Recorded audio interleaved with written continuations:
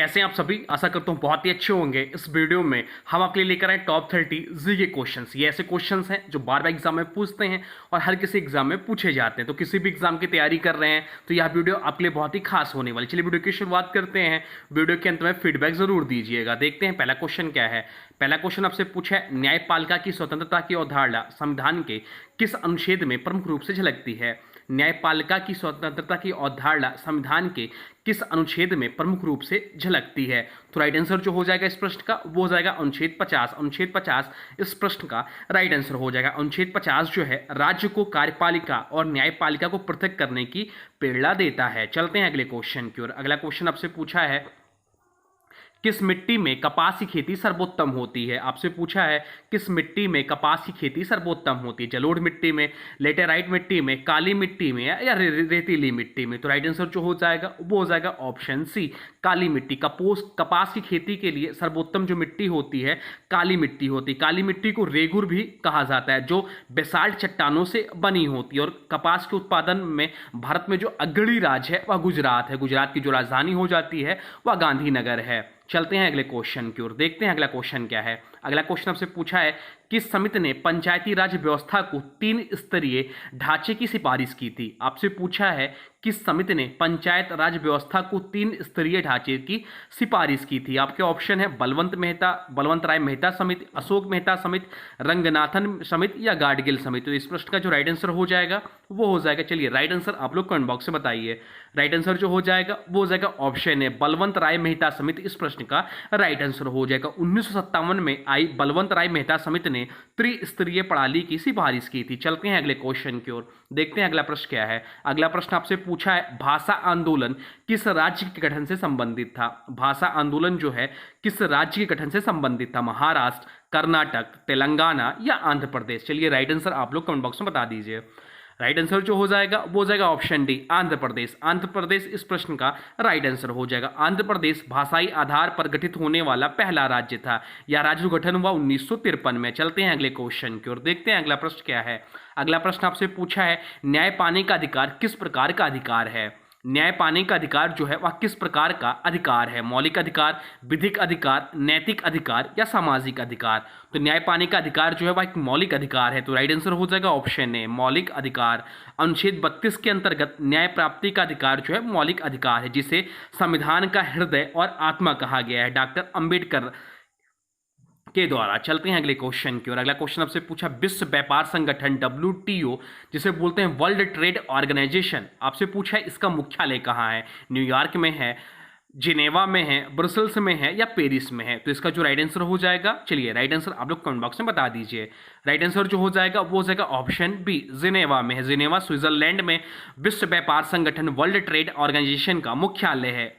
World trade organisation की जो स्थापना हुई थी वह 1 जनवरी 1995 को हुई थी, यह भी ध्यान रखिएगा। चलते हैं अगले प्रश्न की ओर। अगला प्रश्न आपसे पूछा है, संविधान का कौन सा अनुच्छेद राज्यपाल को अध्यादेश जारी करने की शक्ति देता है।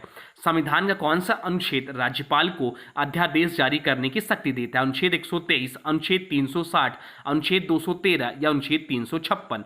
तो राइट आंसर जो हो जाएगा वो हो जाएगा ऑप्शन सी, अनुच्छेद 213 जो है वह राज्यपाल को अध्यादेश जारी करने की शक्ति देता है। अनुच्छेद 213 राज्य स्तर पर राज्यपाल को अध्यादेश जारी करने की अनुमति देता है। चलते हैं अगले क्वेश्चन की ओर। अगला क्वेश्चन आपसे पूछा है, किस अनुच्छेद के अंतर्गत संसद अनुसूचित जातियों की सूची में परिवर्तन कर सकता है।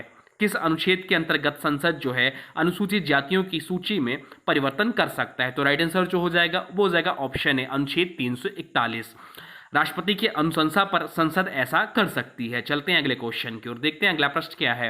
जो भी क्वेश्चन है महत्वपूर्ण प्रश्न है।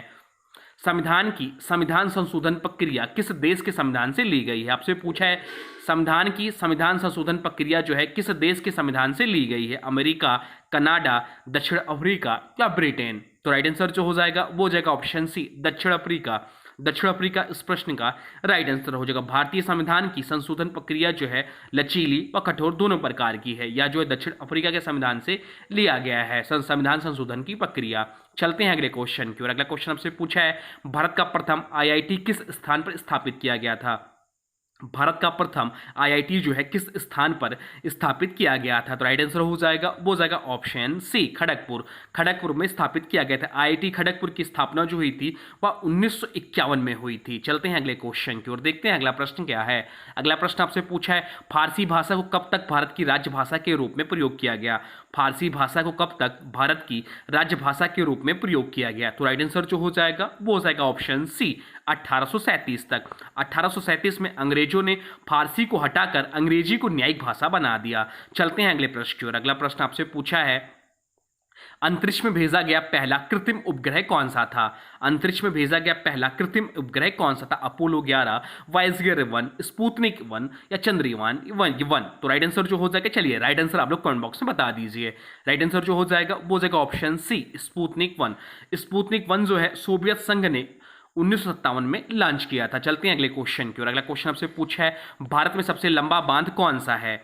भारत में सबसे लंबा बांध कौन सा? हीराकुंड, टिहरी, भाखड़ा या नागार्जुन सागर? तो राइट आंसर जो हो जाएगा वो हो जाएगा ऑप्शन ए, हीराकुंड बांध जो है भारत का सबसे लंबा बांध है। हीराकुंड बांध उड़ीसा में महानदी पर स्थित है, जिसकी लंबाई 26 किलोमीटर है। चलते हैं अगले प्रश्न की ओर। अगला प्रश्न आपसे पूछा है, मौर्य काल में राजू किसे कहा जाता है? किसे कहा जाता था? मौर्य काल में राजू किसे कहा जाता था? सैनिक को, कृषक को, जिलाधिकारी को या न्यायाधीश को? तो राइट आंसर जो हो जाएगा वो हो जाएगा ऑप्शन सी, जिलाधिकारी को राजुक कहा जाता था। अशोक के काल में राजुक जिले का प्रशासनिक अधिकारी होता था। चलते हैं अगले क्वेश्चन की ओर। अगला क्वेश्चन आपसे पूछा है, भारतीय संविधान में न्याय, स्वतंत्रता, समानता और बंधुत्व की भावना किससे ली गई है? भारतीय संविधान में न्याय, स्वतंत्रता, समानता और बंधुत्व की भावना किससे ली गई है?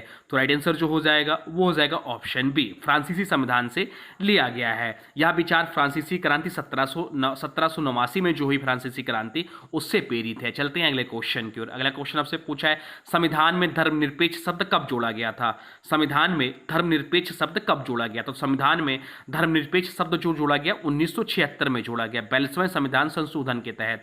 42वें संविधान संशोधन के 42वें संविधान संशोधन 1976 द्वारा प्रस्तावना में जोड़ा गया। चलते हैं अगले क्वेश्चन की ओर। अगला क्वेश्चन आपसे पूछा है, किस नदी को उत्तर भारत की जीवन रेखा कहा जाता है? किस नदी को उत्तर भारत की जीवन रेखा कहा जाता है? यमुना, सरस्वती, गंगा या ब्रह्मपुत्र? तो राइट आंसर जो हो जाएगा वो हो जाएगा ऑप्शन सी, गंगा को उत्तर भारत की जीवन रेखा कहा जाता है। गंगा का बेसिन भारत की सबसे बड़ी जनसंख्या को जल प्रदान करता है। गंगा की जो लंबाई है वह 2525 किलोमीटर बहती है और भारत के 5 राज्यों में बहती है। ये 5 राज्य जो हैं वो है आपका उत्तराखंड, उत्तर प्रदेश, बिहार, झारखंड और कोलकाता। चलते हैं अगले क्वेश्चन की ओर। अगला क्वेश्चन आपसे पूछा है, किस संशोधन द्वारा वोटिंग की आयु 21 से घटाकर 18 वर्ष की गई? किस संशोधन द्वारा वोटिंग की आयु जो है 21 वर्ष से घटाकर 18 वर्ष की गई? इस समय जो सरकार थी वह राजीव गांधी की सरकार थी। राजीव गांधी के समय में 1988 में 61वां संविधान संशोधन द्वारा यह परिवर्तन किया गया। तो राइट आंसर जो हो जाएगा वो हो जाएगा ऑप्शन सी, 61वां संविधान संशोधन 1988 में यह संशोधन लाया गया, जिसमें वोटिंग की आयु 21 से घटाकर 18 वर्ष की गई। चलते हैं अगले क्वेश्चन की ओर, देखते हैं अगला क्वेश्चन क्या है। अगला क्वेश्चन आपसे पूछा, मंगल मिशन को लॉन्च करने वाला पहला एशियाई देश कौन बना? मंगल मिशन को लॉन्च करने वाला पहला एशियाई देश कौन बना? तो राइट आंसर जो हो जाएगा वो हो जाएगा ऑप्शन सी, भारत बना। भारत ने पहली बार सफल होकर रिकॉर्ड बनाया। चलते हैं अगले क्वेश्चन की ओर, देखते हैं अगला क्वेश्चन क्या है। अगला क्वेश्चन आपसे पूछा है, पृथ्वी पर सबसे अधिक गुरुत्वाकर्षण बल कहाँ पाया जाता है? पृथ्वी पर सबसे अधिक गुरुत्वाकर्षण बल कहाँ का पाया जाता है? विषुवत रेखा पर, ध्रुवों पर, भूमध्य रेखा पर या समुद्र तल पर? तो राइट आंसर जो हो जाएगा वो हो जाएगा ऑप्शन बी, ध्रुवों पर पाया जाता है। ध्रुवों पर पृथ्वी चपटी है, जिससे दूरी कम होने पर गुरुत्व अधिक होता है। चलते हैं अगले प्रश्न की ओर। अगला प्रश्न आपसे पूछा, ब्रह्म समाज की स्थापना किसने की थी? बहुत ही सरल क्वेश्चन है, राइट आंसर आप लोग कमेंट बॉक्स में बता दीजिए। तो ब्रह्म समाज की जो स्थापना की थी वो की थी ऑप्शन बी, राजा राममोहन राय ने ब्रह्म समाज की स्थापना की थी। ब्रह्म समाज की स्थापना 1828 में सामाजिक सुधार हेतु की गई थी। चलते हैं अगले क्वेश्चन की ओर। अगला क्वेश्चन आपसे पूछा है, भारत में प्रथम नियंत्रक एवं महालेखा परीक्षक जिसे बोलते हैं कैग कौन थे? भारत के प्रथम नियंत्रक एवं महालेखा परीक्षक कैग कौन थे? विनोद राय, टी.एन. चतुर्वेदी, बी नरहरि राव या राइट आंसर हो जाएगा ऑप्शन डी, सीजी सोमैया। चलिए राइट आंसर आप लोग बता दीजिए। तो राइट आंसर जो हो जाएगा वो हो जाएगा option C, B Narahari Rao जो है वो देश के पहले प्रथम नियंत्रक और महालेखा परीक्षक कैग थे। सीएजी की जो नियुक्ति होती है, प्रथम नियंत्रक एवं महालेखा परीक्षक की जो नियुक्ति होती है वह अनुच्छेद 148 के अंतर्गत होती है। तो यार ध्यान रखिएगा, अनुच्छेद 148 के अंतर्गत कैग की जो होती है नियुक्ति होती है। पहले जो भारत के पहले प्रथम नियंत्रक एवं महालेखा परीक्षक थे वो बी नरहरि राव थे। चलते हैं अगले क्वेश्चन की ओर। अगला क्वेश्चन आपसे पूछा है, किस योजना को भारत की सार्वजनिक क्षेत्र की नींव कहा गया? किस योजना को भारत की सार्वजनिक क्षेत्र की नींव कहा गया? तो राइट आंसर जो हो जाएगा वो जाएगा ऑप्शन ए, दूसरी पंचवर्षीय योजना को सार्वजनिक क्षेत्र का नींव कहा गया।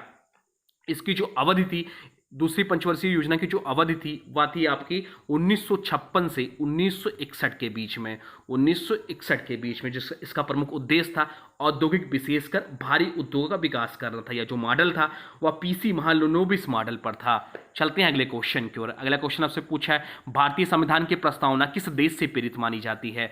भारतीय संविधान की प्रस्तावना किस देश से प्रेरित मानी जाती है? तो राइट आंसर जो हो जाएगा वो हो जाएगा ऑप्शन बी, अमेरिका देश से प्रेरित मानी जाती है।